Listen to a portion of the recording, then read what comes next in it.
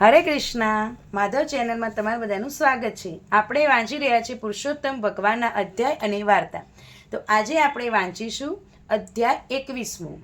તો સુતજી કહેવા લાગ્યા, એ દ્રઢ ધનવાએ વાલ્મીકીને પૂજન વિધિ કહેવા લાગ્યા કે પહેલાં જે પ્રતિમા કરેલી છે તેને અગ્નિ સંસ્કાર કર્યા પછી પ્રાણ પ્રતિષ્ઠા કરવી। જે પુરુષોત્તમની પ્રતિમા કરી હોય તેને બીજ મંત્ર વડે અને વધ મંત્રથી અંગૂઠો લગાવવું અને આમાં 5 પ્રાણ પ્રતિષ્ઠા થાવ, પ્રાણનો સંચાર થાવ। અશ્વદેવત્ય સ્વાહા મંત્રથી પ્રાણ પ્રતિષ્ઠા કરવી। વળી દેવોનું નામ લઈ દેવાના ચતુર્થન નામનો ઉચ્ચાર કરી અંતે સ્વાહા કહેવું। પ્રાણ પ્રતિષ્ઠા કરી શ્રી પુરુષોત્તમનું ધ્યાન કરવું, પૂજા કરી હે દેવાદિદેવ કૃષ્ણ પુરુષોત્તમનું આપ રાધા સહિત પધારી મારી પૂજા ગ્રહણ કરો કહી ઉપચાર સમપર્વા આ ઉપચારો અર્પણ કર્યા પછી અંગ પૂજા કરવી। ધૂપ દેવો પછી મંત્ર પુષ્પાંજલિ આપવી, નમસ્કાર કરવા અને મંત્રહીન ક્રિયાહીન અને અસત્ય ઇત્યાદિ મંત્રો વડે ન્યૂન કર્મથી પૂર્ણાવતને માંગવી। જે કોઈ મનુષ્ય જન્મ પ્રાપ્ત કરી શ્રી પુરુષોત્તમ માસ પ્રાપ્ત થતા વિદ્વાન બ્રાહ્મણની મંત્ર દીક્ષા પ્રાપ્ત કરી શ્રી પુરુષોત્તમનું ભક્તિ પૂજન કરે છે તે આ લોક સર્વલોકમાં સુખ ભોગવી ઉત્તમ લોકને પામે છે। ઇતિ શ્રી બ્રહ્મ નારદ્ય પુરાણોમાં પુરુષોત્તમ પૂજન વિધિ નામ 21મો અધ્યાય સંપૂર્ણ। હવે આપણે વાંચીશું 21મી વાર્તા। આજે વાર્તાનું નામ છે ગંગા સ્નાનનું ફળ। એક ગામમાં કોઈ બ્રાહ્મણ તેના દીકરા સાથે રહેતો હતો। દીકરાને પરણાવ્યો હતો પણ વહુ જરા મિજાજી હતી, એટલે કોઈ વખત ન જોઈ બાબતમાં વાંધો કાઢીને પિયર જતી રહી। દીકરો જરા મોઢાનો મોળો હતો, તેથી પોતાની પત્નીને કંઈ કહી શકતો નહીં, પરંતુ મનમાં તો બાપડો બહુ પસ્તાતો। સ્ત્રીઓએ તો પતિની આજ્ઞાનું રહેવું જોઈએ, પણ પતિની મરજી વગર ક્યાંય જઈ શકાય નહીં। જ્યારે તેની પત્ની તો કાંઈ ગણતરીમાં પણ ગણતી ન દીખો અને તેને ખૂબ લાગી આવતું। બ્રાહ્મણ પાસે 5,000 રૂપિયાની મૂડી હતી, એટલે ગામમાં ખેડૂતોને જરૂર વખતે પૈસા દીધો અને બદલામાં પાક ઉતરે એ દાણા લેતો।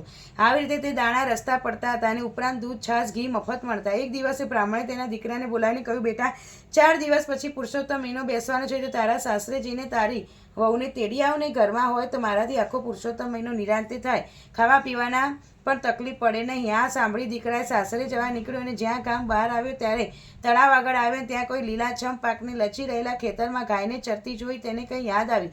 આ ખેતરના ખોળખીતા ખેડૂતનું હતું અને પિતાએ તે ખેડૂતને 500 રૂપિયા ધીર્યા હતા। દીકરાએ વિચાર કર્યો કે ખેતરમાં પેધી પડેલી ગાય રોજ આવી રીતે ખેતર ચરે તો ખેતરનો બધો જ પાક ખવાઈ જાય અને પછી મારા પિતાના પૈસા ક્યાંથી પાછા આપી શકવાનો છે, માટે ગાયને મારી હાંકી કાઢું, પછી સાસરિયાનો રસ્તો પકડું।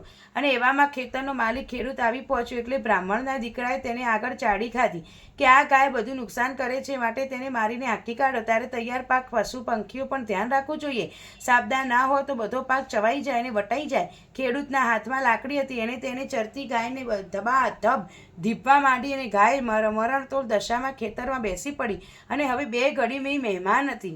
મરતા પહેલા ગાયે બ્રાહ્મણના દીકરાને શ્રાપ આપ્યો, હે બ્રાહ્મણ પુત્ર, તે મારા વિરુદ્ધ ખોટી ભરી કરીને ખેડૂત પાસે બહુ માર ખવડાવ્યો, તેને પરિણામે હું થોડી જ વારમાં મરી જવાની છું। હવે તારા કર્મના ફળ રૂપે તું ગધેડો બની ભોગવીશ। આ તો ગાય માતાનો શ્રાપ મિથ્યા થાય નહીં। બ્રાહ્મણનો દીકરો મૂંઝાયો, હવે શું કરવું? ગાય માતાને પગે પડી કાલાવાલા કરવા લાગ્યો, મારી ભૂલ થઈ ગઈ, ક્ષમા કરો, હું શાપમાંથી મુક્ત ક્યારે થઈ? ગાય બોલી, તું તારી વહુને તેડવા જાય છે ને, તો તારા સાસરે જઈને તું ગધેડો બની જવાનો છે। હવે તારી વહુ તને ગધેડાના સ્વરૂપમાં અહીં આવીને પુરુષોત્તમ માસમાં પહેલા દિવસથી માંડીને છેલ્લા દિવસ સુધી રોજ સવારે ગંગા નદી સ્નાન કરીને પોતે સ્નાન કરે અને તને પણ સ્નાન કરાવે, એકટાણું કરે, પુણ્ય પ્રતાપે તું ગધેડામાંથી પાછો અસલ સ્વરૂપમાં આવીશ। ત્યાંથી સાસરે ગયો અને તે વહુને બધી વાત કરીને સાથે ગધેડો પણ થઈ ગયો। તેની વહુએ તેના ઉપર દયા આવી, તેને મા બાપને બધી હકીકત કહીને ગધેડાને લઈ પોતાના સાસરમાં આવી અને સાસરિયાને જતા નદીએ નહીં ઝૂંપડી બાંધીને રહેવા લાગી। અને 2 દિવસ પછી પવિત્ર પુરુષોત્તમ માસ બેઠો અને વહુએ ગધેડાને નદીએ લઈ સ્નાન કરાય, પછી પોતે પ્રભુ સ્મરણ કરતા નાહી ધોઈ ગધેડાને પણ નવડાવતી, ઝૂંપડી લઈ આવી, એકટાણું કરતા અને ગધેડાને ખવડાવ્યું અને પછી તે જમતી। આ રીતે રોજ બહુ ગધેડાને લઈ નદીએ જાય, નાવા જાય, નવડાવે, પ્રભુ સ્મરણ કરે, ફરે। બહુ રોજ ગધેડો નવડાવે છે। વાત રાજાને કાને કહી, રાજાએ સિપાહીઓને બાપા ગધેડાની પકડી મંગાવ્યો। આટલું પણ ભગવાને ન ગમ્યું, હવે તો વલોપત કરતા લાગી। તે રડતી રડતી રાજા મહેલ ગઈ। રાજા ઝરૂખામાં ઊભા ગયા, આર ગધેડો બાંધ્યો તો બહુ ગધેડા પાસે ગઈ અને તેને હાથ ફેરવતી રાજાને કહેવા લાગી, મહારાજ, આ મારો મારો ગધેડો મને પાછો આપો ને નવડાવવાની તેમજ ખવડાવવાની જમાનું મારો નિયમ છે. રાજા કહે તું નદીએ ગધેડાને લઈ નવડાવે છે તેનું નદીનું પાણી ખરાબ થાય છે. નદીમાં રાજા રાણી નહાય, વાણીમાં નહાય, સહી સોની નહાય, તવી તંબોળી નહાય, કંઈ ગધેડા નહાય? વહુ બોલી મહારાજ મારો ગધેડો દેવતાઈ છે. કોણ છે તમે જાણતા? પુરુષોત્તમ મહિનો પૂરો થશે ને એટલે ઝૂંપડીમાં પધારજો. રાજાના દિલમાં દયા આવી, તેણે ગધેડાને વહુને સોંપી દીધો. નિત્ય નિયમ મુજબ વહુએ ગધેડાને નવડાવી ખવડાવીને પુરુષોત્તમ માસ પૂરો કર્યો. હવે ગાય માતા શાપથી મુક્ત થવાનો હતો એટલે નદીમાંથી પવિત્ર જળ ભરી લાવીને ગધેડાને સમક્ષ ઊભી રહી પ્રાર્થના કરી, હે પુરુષોત્તમ ભગવાન, શુદ્ધ હૃદયથી આપની ભક્તિ કરી હોય, ગધેડાનું સ્વરૂપમાં રહેલા મારા પતિને મેં સેવા કરી હોય તો મારા પતિને અસલ સ્વરૂપમાં આવી જાય. આટલું કહે તો પવિત્ર જળ ગધેડા ઉપર 3 વાર છાંટ્યું અને પતિ ગધેડામાંથી અસલ સ્વરૂપમાં આવી ગયો. બીજા દિવસ રાજા રાણી વહુની ઝોપડીમાં આવ્યા એટલે જોયું તો વહુની વાત સાચી. ગધેડાની માનવી બનેલો પોતાના પતિને બતાવ્યો. પુરુષોત્તમ માસ સ્નાનનો મહિમા સમજાયો.